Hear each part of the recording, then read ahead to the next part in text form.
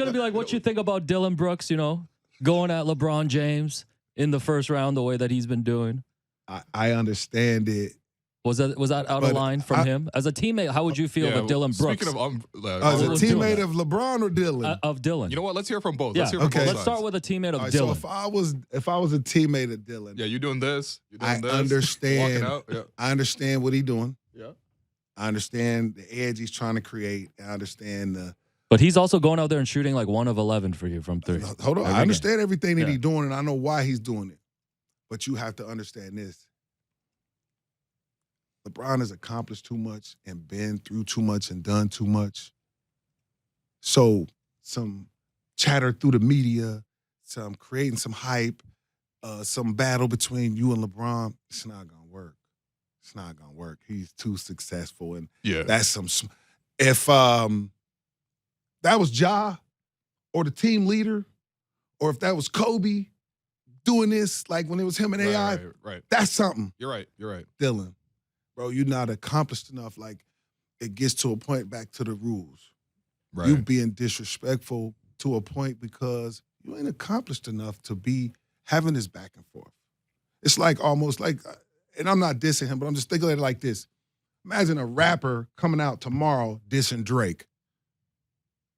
Bro, you ain't even, this your first single. Yeah. You don't even got a real Rolls Royce or like you, it's almost like somebody just coming out like tomorrow rapper drop an album, diss Jay-Z. Bro, who are you? Like, what are you doing? So, like, he's not accomplished enough. You can't sit at the table with LeBron, or you're not accomplished enough within that realm to be, bro, stop. Right. You're doing this back and forth with a legend. And when I'm watching the interviews after the game, it's goofy to me because for real, as LeBron, like, bro, I'm sitting up here $1 billion strong, too accomplished for y'all to keep putting this man in the conversation with me, in the interview with me. That's why he cut it off. Don't put that man up here. Stop talking to me about that. Right. You know what? I got to give it to him, though.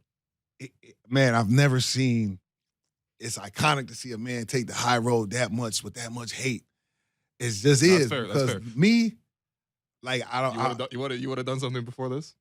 I'm a high-level thinker.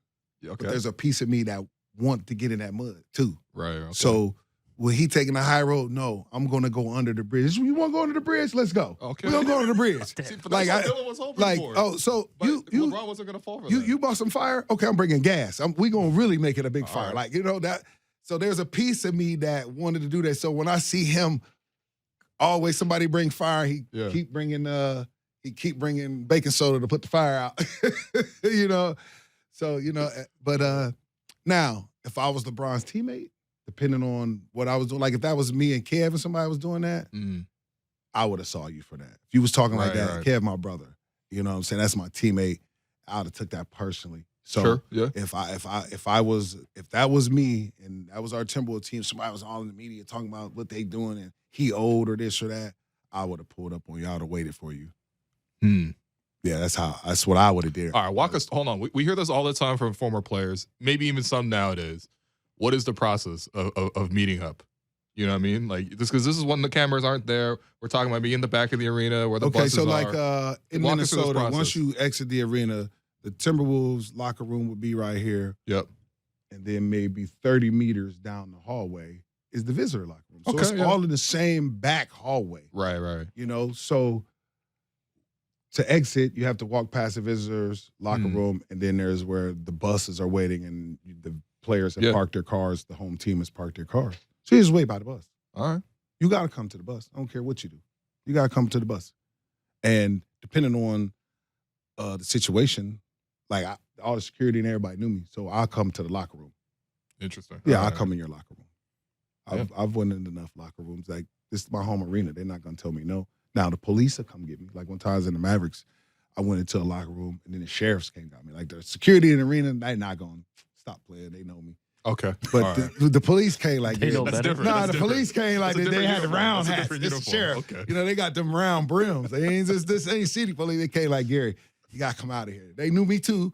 They was like, you got to come out of here. So when they came, I knew it was okay. This is it. It's time to move out. But that's all it is. You just meet up. Or a lot of times you've been in situations where, like, I had a situation in Utah before where a player did something during the game.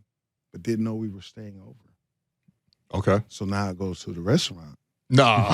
And you know what I'm saying? Now I see you. Now I go to the restaurant. Now, man. Now, see, so now when I had to pull up, it's different.